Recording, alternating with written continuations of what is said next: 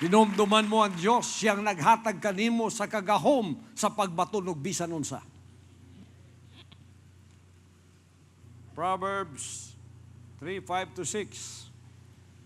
Trust in the Lord with all thine heart, and lean not unto thine own understanding. In all thy ways acknowledge Him, and He shall direct thy paths. Saya. Sumalig ka sa Diyos sa bugos mong kasing-kasing. Bugos. Unsay bugos? Tibuok. Dili kay katunga.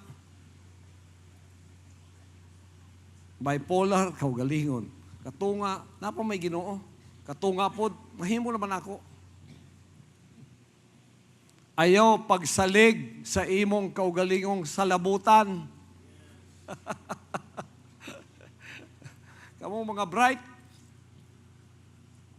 matintal gani mo, salig na mo sa inyong kaugalingong wisdom, salabutan, abtik kay kung nahuna ba? Pabtik kay kung nahuna, ako makahimo kung napulo ka butang, kausa. Pabtik kay ta, sige. Kinsa'y pinakabtik ko gunahuna dali? Ako. Pero ang akong kabtik sa hunahuna, gisaligan man ako? Para sa aman. Dili kay para sa himaya sa akong kaugalingon. Tong na ako sa denominasyon, gitawag ko preaching machine daw ko.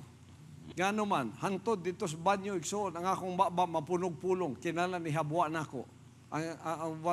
Abi lang nabuang ko. Inana ko mabasag libro. Chuk! Kamu mabasag libro, o sa ka-page, o sa ka-bulan. Ako sa ka-page, 1 minute. Muna yung ginatawag, fast reading. May technique na. May technique. Gin-estudyohan ko na. Ang usa ka page, masabtan na ako. Pak. Munang makabasa kong libro, 5 ka libro sa kadlaw.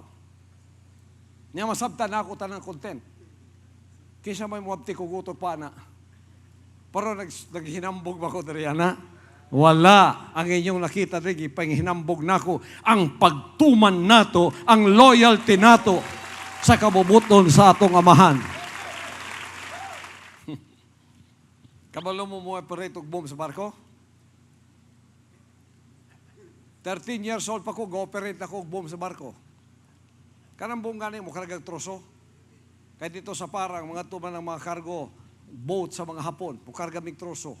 Nami stevedoring company. Watchman ko, at the same time, pa-extrahon ko og kanang boom, karga. Ang uban sa una, steam pa. Aso, dagagay. Kadugay, nag-high-tech na, electric na. Doon na lang kabuk.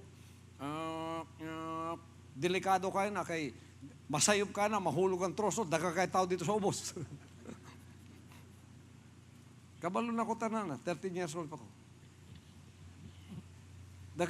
Kabalo ko mamalansa. Past ironing. Kisay makikontest na ako. Sa sunod, mag-youth camp ta dream, makikontest mo sa ako. Kanang polo, plansahon, pero perfect ha. Walay 1 minute. 59 seconds. Tsak, baliktad, tsak. Walay magkaimanan ninyo. Maglaba ta, walay washing machine. Kinamot lang. Paputi ay. Tanan, kabalukwana. Pero kining tanan, nga akong naibawan, natibuok na natanan sa usa ka butang. Kaalam samahan para sa iyang himaya sa pagtuman sa iyang kagustuhan lang. O sa iyang gusto, maoy ipasubject nato sa iyang kabubuton. Uman sa inyo, ang inyong kaalam, mura lang katong pastor nakapalitog habal-habal, di na mo makuhi. Lain-lain ang planos kinabuhi. Natibuag na. Muna yung ginatawag na akong shotgun brain. Kung wala mo kasabutan ng shotgun brain, scatter brain.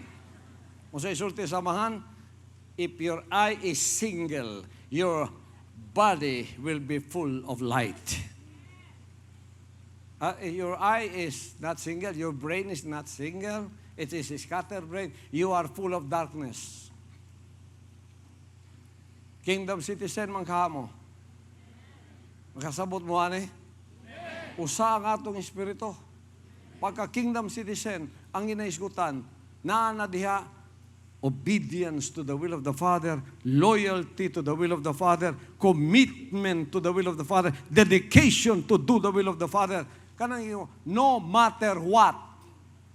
My heart is fixed, my mind is made up. No matter what. Ambot pa sa buta lang, no matter what. Maubos ka, mataas ka, masuccessful ka, o dili, ang imong kasing-kasing lang ang nagpabilin mo tuman.